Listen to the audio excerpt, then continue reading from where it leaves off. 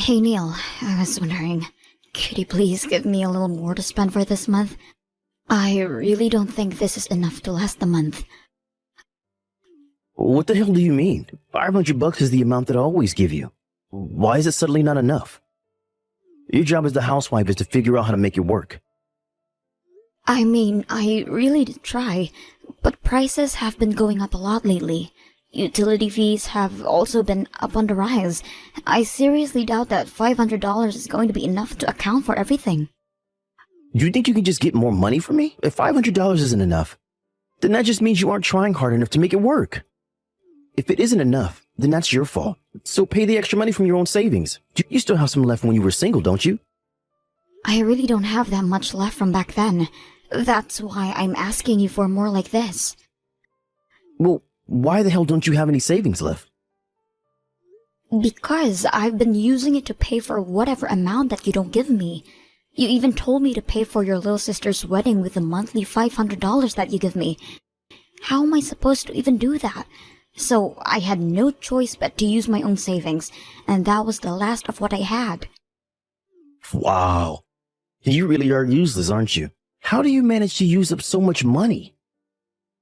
All I did was try to support our family without putting more on your shoulders. But I really can't keep that up anymore. So could you please make some adjustments on our monthly budget? Even $100 more per month would help a lot. Are you stupid or something? That's not how our society works. Do you think a company will give you a raise if you just ask them for more money? No, you work hard, and the employer decides when the worker deserves a raise. The money that I hand you every month is the same thing as that. If you want money, then go find a job to make it yourself. But... You have one job, Becky. Your only job is to make our monthly spending fit inside the budget. You fail to accomplish that and still have the audacity to ask for more money from me? Look, the only reason that you have anything that belongs to you right now is because I supported you. Don't ever forget that, you useless idiot. Useless idiot? Did you seriously just call me that? Yes. What's wrong with stating the facts? If I hadn't let you marry me out of the kindness of my heart, then someone like you would have had to stay single for the rest of her life. You should be thankful that I'm even here with you at this very moment. Hey, Becky. Did you see the pictures that I sent to you? Neil bought me the best present in the world for my birthday. It's a purse that costs more than everything you own combined. Isn't it gorgeous? Yeah, I saw the picture. That's very impressive, Lisa. Neil has never given me anything expensive as a present before. As a matter of fact, he's never given me a birthday present in general before. What? No way. Why wouldn't he give you any presents? Well, he stopped giving me anything as soon as we got married. According to him, it's a waste of money that we could be spending to support the two of us. Wow, that is harsh. But then again, I guess Neil didn't have much of a choice on that topic. I mean, who would want to give any presents to you? I heard that you're useless at home. What? Yeah, Neil tells me all about the things you mess up all the time. I thought you'd start learning from your mistakes, but I guess you're still dragging my brother down. You can't even keep up your spending within the family budget, right? Do you even know how much I get each month for everything? I only get $500 to pay for all the food and utilities. 500? Seriously? You're telling me that you think $500 isn't enough to pay for a month's worth of expenses? I mean, how could you not? Well, it's different for the two of us. You live by yourself at the moment, don't you? How much do you spend each month to pay for your groceries and utilities? I'd say about 1,500. I absolutely hate doing housework, so I just pay someone else to do it all for me. Really? Yeah, but I make someone else do all of the cleaning, cooking, and shopping for me, and it still only cost me about $1,500 a month. If you did it all by yourself, then I'd imagine that you could manage to keep the spending to a third of what I'd spend. I mean, I'm sure that I would be able to do all of that as a housewife if I was in your shoes. It's not that simple, Lisa. As soon as an unexpected fee appears, the plan for the whole month suddenly crumbles. You know what I hear? I hear excuses. I would never let out any excuses if I were you. I've only been talking to you a few times, and I'm already starting to get annoyed. I feel horrible for my brother for having to live under the same roof as you. How could you say that to your sister-in-law? Do not take it personally, but I'm going to use you as a good example of how not to carry out my marriage life. In case you haven't heard by now, me and my fiancé have decided to host our wedding next month, so I'm officially becoming his wife. I'll make sure to take care of our monthly budget flawlessly, and my husband will give me presents every month. I wish the best for you, honey. Maybe you'll find out how difficult it is to pay for everything with only $500 a month. You know, I'm gonna be real with you. If you don't step up your game, Neil might decide that you're not worth his time. So if you don't want that to happen, then at least start trying to become a good wife. Neil, I'm sorry for contacting you on such a short notice, but I don't think I'm going to make it to today's wedding. I've had a fever since this morning and it won't go away, even after I drank some medicine. What the hell do you mean? Are you trying to tell me that you can't show up to my precious little sister's wedding? What makes you even slightly think that I would allow that to happen? Come to the wedding hall right now, or else. I really want to. I do. But my fever just reached 100 degrees. I really don't think I'm going to make it through the whole thing conscious. Do you think I care what your body temperature is? The only thing that I care about is whether you refuse to show up to my sister's wedding and ruin her impression. How do you think the guests are going to react when they see that there's an empty seat at the family's table? They'll think someone purposely refused to show, and that'll ruin the whole thing. Could you please just set my seat aside then? No. You're my wife and the bride's older sister-in-law. There's no chance that I'll ever allow you to be absent from this event. But are you seriously telling me to attend a wedding with this kind of fever? I can barely stand up right now.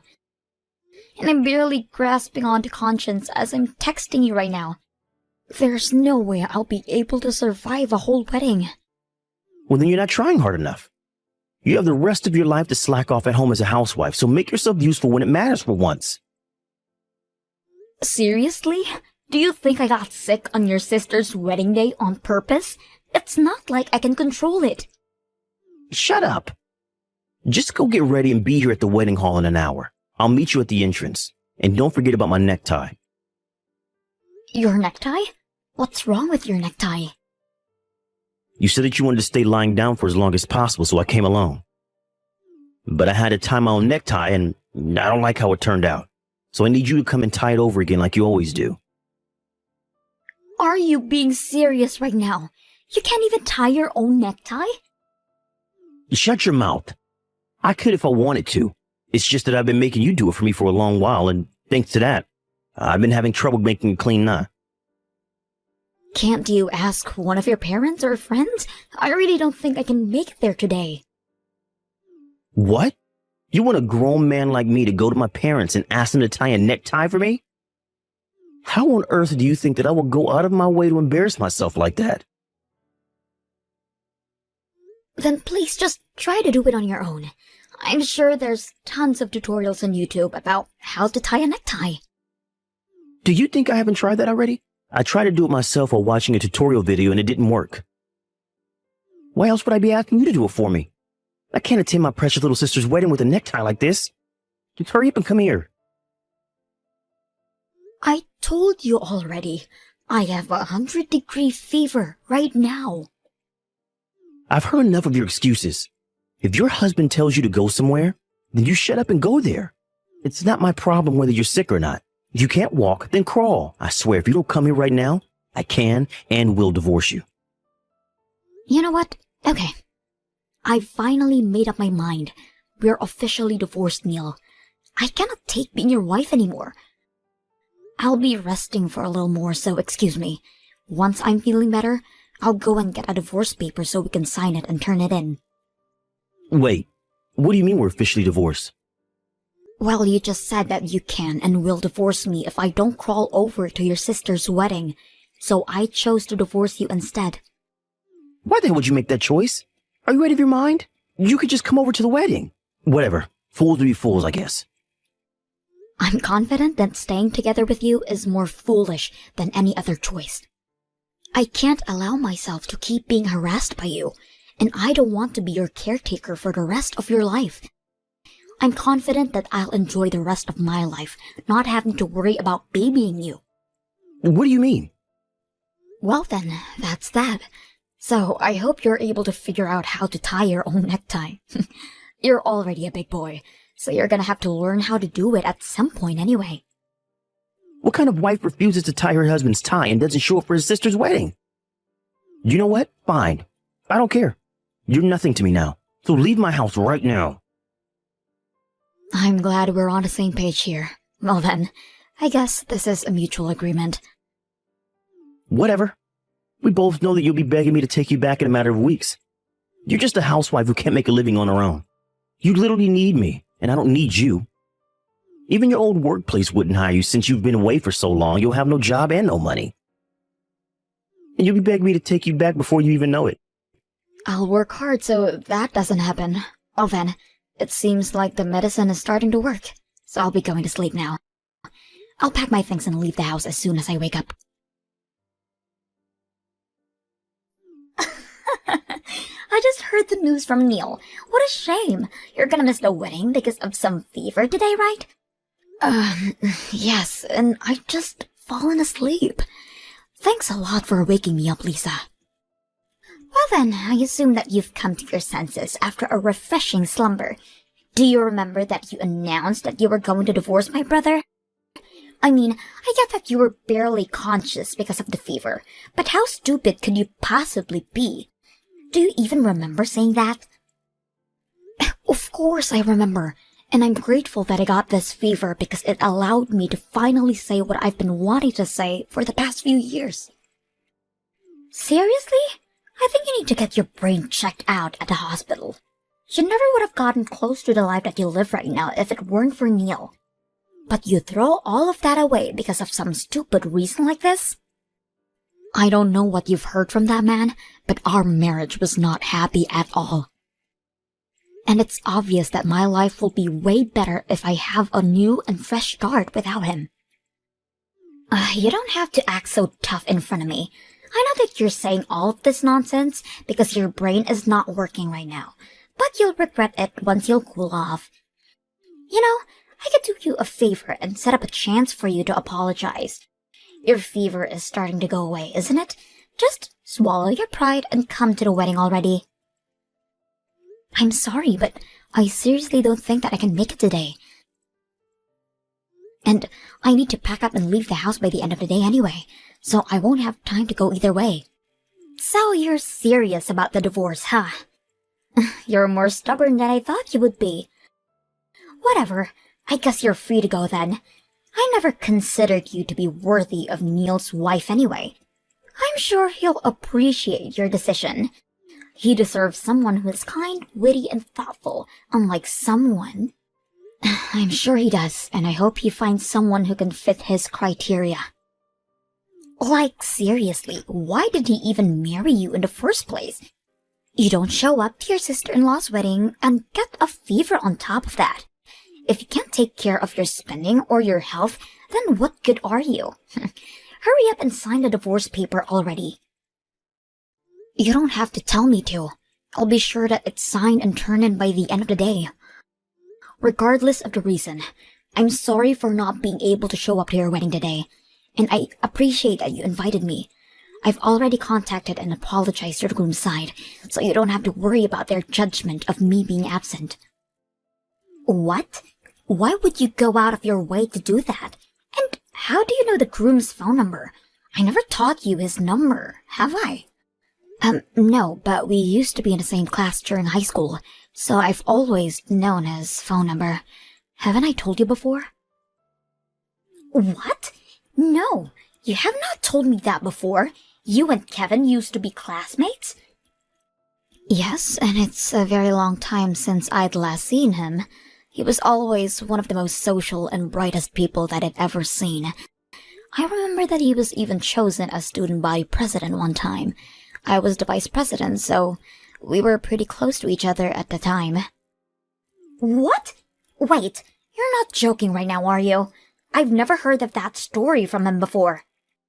I mean, why would he tell you? I'm sure he never even imagined that I would be his fiancée sister-in-law. Well, up until a few hours ago, that is. What? Kevin came over to your parents' house to say hi a few months ago, didn't he? Well, I was there during that event. But Neil told me to stay in the kitchen while the guest was there. And I stayed in the kitchen the whole time you two were cooking and cleaning. So I never got to meet him when everyone else in the family did. Oh, I mean, I can't imagine my brother saying that to you, I guess.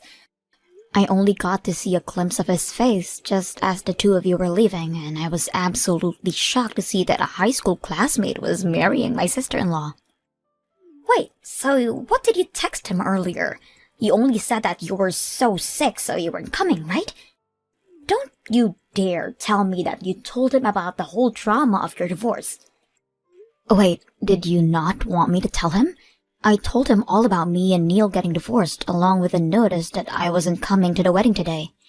What? I mean, Neil is going to be Kevin's brother-in-law, so why wouldn't I want him to give a heads up about the kind of person his soon-to-be older brother is? I just gave him a short explanation about the kind of people you and your brother are. What do you mean you gave him an explanation? You didn't say anything that would damage my image, did you? Oh no, I think my fever is starting to go back up again. I better get back to sleep then. I'll see you when I'm better. Have fun with your wedding. Becky, please, just come back and live with me. Can't do anything and the house is falling apart without you. What? I don't even know how to get the washing machine to work. And I'm already tired of ordering pizza. I need your handmade food. Just please come back. I'm begging you. It's barely been a week since I left Neil. If all you want is an obedient maid, then don't come to me and hire one with your money.